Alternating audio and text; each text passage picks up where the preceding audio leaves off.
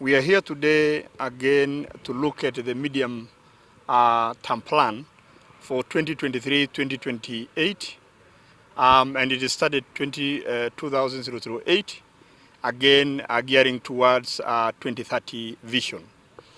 The sensitization program that we got today is really the national government is coming down to the smallest unit of administration, which are counties in this area, whereby us as a county government and the people of Narok want to know what the national government is doing for us, particularly in the areas of agriculture.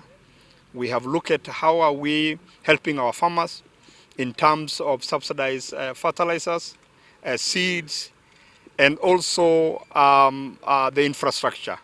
How do we make sure that the roads are passable for our foods that are in the farms?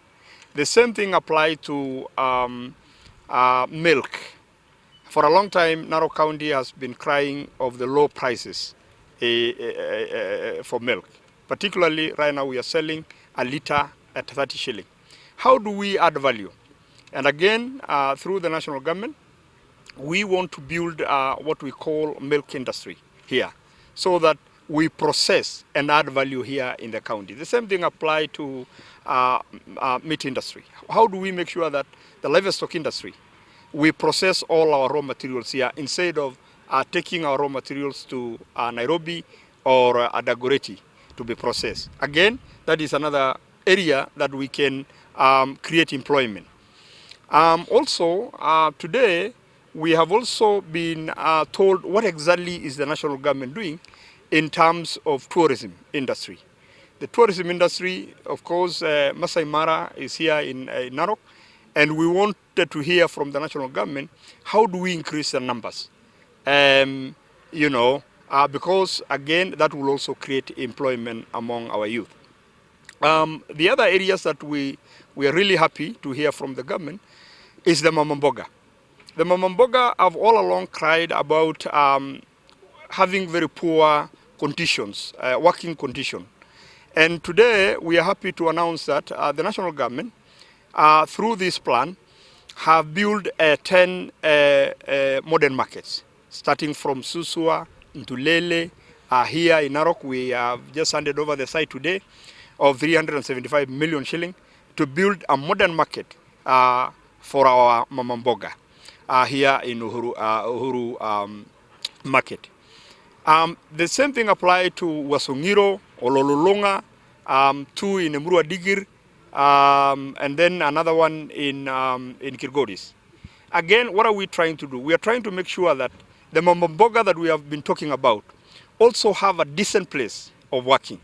And also, how are we also getting the funding, at least again, so that women can borrow money? We have the Asola Fund, we have the Women Enterprise Fund, we have the Youth Fund. So at least again, we don't want anybody to say that he doesn't have an opportunity unless you don't want to work, because the national government and the county government have provided an environment that anybody can do business. The other issue that, again, today we have heard from this plan is that we have so many dams that are coming up, small dams for our livestock keepers.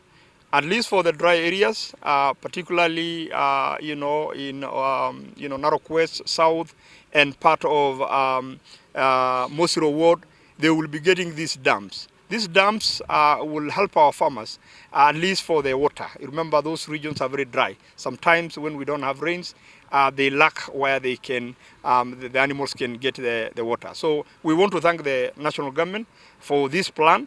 We have seen, particularly in Narok County, that the national government has some plan for us, and we are part of this country. And this time around, the 2023-2028 plan, most of the things that we have asked the national government to include, so that as they plan for other counties in this country, Narok County is not going to be left behind.